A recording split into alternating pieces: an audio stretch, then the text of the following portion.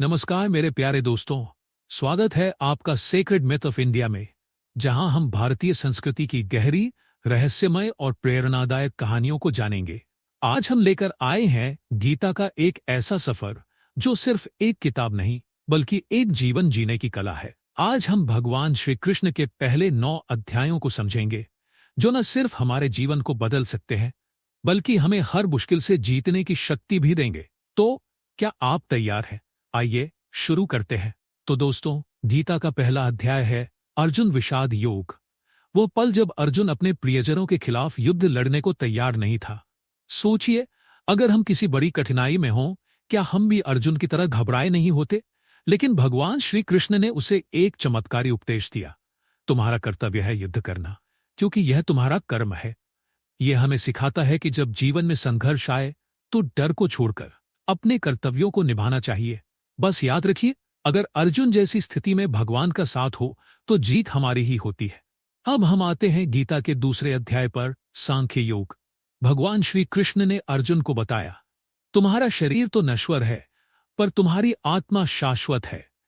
क्या आप समझते हैं इसका मतलब? जब हम अपनी अस्थायी परेशानियों को अपने जीवन का अंत मानने लगते हैं तो हम गलत सोच रहे होते हैं। श्री कृष्ण ने अर्जुन को आत्मा की शाश्वतता का ज्ञान दिया और यह हमें याद दिलाता है कि असली आत्मा कभी नष्ट नहीं होती। यही जीवन का सबसे बड़ा सच है। आत्मा की शक्ति को पहचाने और दुनिया की हर चुनौती से पार पाए। अब आता है गीता का तीसरा अध्याय, कर्मयोग, कर्म और कार्य का महत्व। श्री कृष्ण कहते हैं, कर्म करो, फल की चिंता मत करो। यह वो उपदेश है जो आज भी हम सभी को दिशा देता है। कर्म से ही जीवन की पूरी शक्ति मिलती है। यदि हम सिर्फ फल की चिंता करेंगे तो हम अपना सच्चा उद्देश्य भूल जाएंगे। श्री कृष्ण ने अर्जुन से कहा, तुम्हारा काम है अपने कर्तव्यों का पालन करना, बिना किसी स्वार्थ के। समझ लीजिए, आपका कार्य ही आपकी सबसे बड़ी साधना है। अगला अध्याय है ज्ञान कर्म संन्यास योग, जहां भगवान श्री कृष्ण ने बताया कि कर्म के साथ साथ ज्ञान भी जरूरी है। उन्होंने कहा, जो कर्म के साथ ज्ञान भी प्राप्त करता है वही सच्चा योगी है। क्या आप जानते हैं कि बिना ज्ञान के किए गए कर्म अधूरे होते हैं? हमें चाहिए कि हर कार्य को ध्यानपूर्वक करें और उसके साथ ज्ञान की रोशनी भी प्राप्त करें। यह हमें सही मार्ग दिखाएगा। अब हम आते हैं गीता के 5वें अध्याय पर, कर्म संन्यास योग। कृष्ण ने अर्जुन को बताया कि कर्मों से भागना या न करना संन्यास नहीं है। संन्यास तब होता है जब आप किसी भी कर्म को बिना किसी स्वार्थ के करते हैं। कृष्ण ने कहा, सच्चा सन्यासी वह है जो सभी कर्मों में खुद को भगवान के प्रति समर्पित कर देता है। याद रखिए, कर्म से कोई बच नहीं सकता, लेकिन जब हमें कर्म का सही उद्देश्य समझ में आता है तब वह जीवन का सबसे बड़ा उपहार बन जाता है। अगला अध्याय है ध्यान योग, ध्यान की शक्ति को समझने का। भगवान श्री कृष्ण ने अर्जुन से कहा, जो व्यक्ति अपने मन और इंद्रियों पर नियंत्रण पाता है वही सच्चा योगी है। क्या आप जानते हैं कि हमारी सबसे बड़ी शक्ति हमारे मन में है?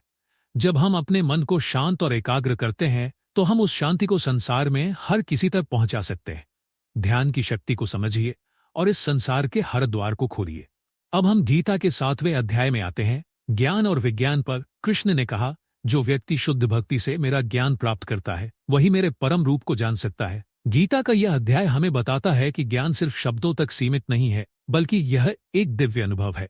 श्री कृष्ण ने अर्जुन को ब्रह्म के अदृश्य रूप के बारे में बताया और यह हमें आत्मा और परमात्मा के असीमित संबंध को समझने का मौका देता है। अगला अध्याय है अज्ञेय ब्रह्म योग, जिसमें कृष्ण ने बताया कि परमात्मा का रहस्यमय रूप कितना गहरा है। भगवान श्री कृष्ण ने अर्जुन से कहा, जो मेरे प्रति श्रद्धा रखते हैं वे मेरे साथ एक हो जाते हैं। गीता का यह अध्याय हमें सिखाता है कि भक्ति में सबसे बड़ी शक्ति होती है, क्योंकि यह हमें आत्मा के सत्य और ब्रह्म के अज्ञेय रूप से जोड़ती है। अब हम गीता के 9वें अध्याय राजविद्या राजगुह्य योग पर आते हैं। इस अध्याय में कृष्ण ने अर्जुन से कहा, यह ज्ञान सबसे गुप्त और सर्वोत्तम है, यह मेरे सच्चे भक्तों के लिए है। कृष्ण ने इस अध्याय में यह सिखाया कि सबसे बड़ा ज्ञान वही है जो परमात्मा से जुड़ा हो। अगर हम सच्चे भक्त बनते हैं तो हमारे जीवन में भगवान का प्रकाश खुद ब खुद समाहित हो जाता है। दोस्तों, गीता के पहले 9 अध्यायों ने हमें दिखाया कि जीवन में संघर्ष, कर्म, ध्यान और भक्ति से हम अपनी असली शक्ति को पहचान सकते हैं। अगर अर्जुन की तरह हम भी कृष्ण के उपदेशों को आत्मसात करें तो कोई भी मुश्किल हमें रोक नहीं सकती। इस यात्रा के अगले भाग में हम गीता के बाकी अध्यायों को समझेंगे, तो बने रहिए हमारे साथ। क्योंकि जीवन को सच्चे मार्ग पर चलाने के लिए कृष्ण के उपदेशों से बेहतर कुछ नहीं हो सकता। धन्यवाद।